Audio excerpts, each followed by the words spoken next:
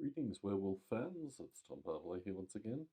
So I've converted the fractal land stuff all over. Here it is in C, and it's kind of interesting because it's a lot of rounding, a lot of loops basically, a lot of loops over the landscape, getting it just right with a random number generator and all that kind of stuff. And here's land in it, which just runs through the patching, the rounding, the switching. And then that goes through a 7-iteration loop where it's refining new fractal components. We don't use resolve anymore. We don't need to because it's basically just running land in it. Anyway, so that's where it is currently.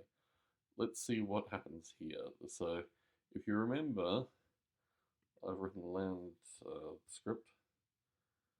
What that does basically is it compiles it initially. Sorry, it compiles WereWolf. It then puts land through JavaScript, Python, and Java. Does the initial compilation, shows it the speed there. That's what's important. Speed is really what's important in this one. And then it comes to does the Python 3. The Python 3 is one to watch because I think it's by far the slowest. Be interesting to see on this processor how it does, because certainly on my other laptop, on my other laptop, it is very slow for the Python. Land.sh. So, ready for it? Should I count down? Anyway, let's try this thing. So it generates the files. Oh, sorry, there's actually nothing that comes out in the output for this one. Just actually it's the length of time. So Python, as you can see, is taking a lot of time.